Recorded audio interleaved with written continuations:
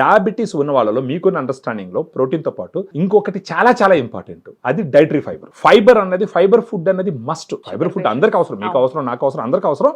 కానీ డయాబెటీస్ ఉన్న వాళ్ళకి ఇంకా అవసరం. మీరు చెప్పే ఈ లీడింగ్ ప్రోడక్ట్లు దేంట్లోనూ కూడా మన డయాగ్రామ్ లో ఉన్నంత డైటరీ ఫైబర్ లేదు. డయాగ్రామ్ లో ఫర్ 100 గ్రామ్ ప్రోటీన్ పౌడర్ కి 14 గ్రామ్స్ డైటరీ ఫైబర్ ఉంటుంది. అమెరికన్ డయాబెటిక్ అసోసియేషన్ ఏం చెప్తుందంటే ఒక 25 నుంచి 40 గ్రామ్స్ డైటరీ ఫైబర్ రోజు తీసుకోవాలంటారు. సో మన డయాగ్రామ్ లో 14 గ్రామ్స్ ఉంటుంది, మిగతా ఫుడ్ తింటుంటారు కదా, ఫుడ్ నుంచి కూడా ఎంతో కొంత డైటరీ ఫైబర్ వస్తుంది. వేరే వాటితో పోలిస్తే ఫర్ 100 గ్రామ్ పౌడర్ మన దాంట్లో 25 గ్రామ్స్ ప్రోటీన్ ఉంటుంది విత్ 5 టైప్స్ ఆఫ్ సోర్స్.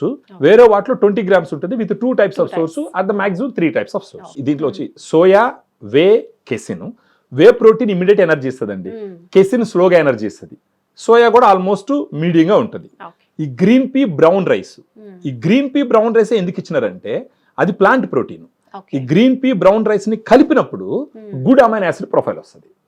ఆ గుడ్ అమైనో యాసిడ్ ప్రొఫైల్ వచ్చిందంటే ఆటోమేటిక్ గా ఫ్యాట్ బర్నింగ్ ఉంటుంది, మజిల్ మాస్ ఇంక్రీజ్ అవుతుంది, గ్లూకోజ్ యూటిలైజేషన్ జరుగుతుంది, త్రూ అవుట్ ఎనర్జీ ఉంటుంది, ఫైబర్ కూడా ఉంటుంది. ఓవర్ పీరియడ్ ఆఫ్ టైమ్ వీళ్ళు గ్లూకోజ్ లెవెల్ కంట్రోల్ అయిందంటే వాళ్ళు వాడేటటువంటి టాబ్లెట్స్ నంబర్ కూడా తగ్గించుకోవచ్చు, డోసెస్ తగ్గించుకోవచ్చు, వాటి వల్ల వచ్చే సైడ్ ఎఫెక్ట్స్ తగ్గించుకోవచ్చు. ఆ ఖర్చు అక్కడ తగ్గుతుంది, దాన్ని దీనికి పెట్టుకుంటారు. షుగర్ పేషెంట్స్ కి ఒక బెస్ట్ ప్రోడక్ట్ అనుకోవచ్చు. ఖచ్చితంగా ఇది ఒక ఫ్రెండ్ లాగా షుగర్ పేషెంట్స్ కి డయాగ్రాండ్ అనేది ఒక ఆపద్ బాంధవ్ లాగా అనుకోవచ్చు.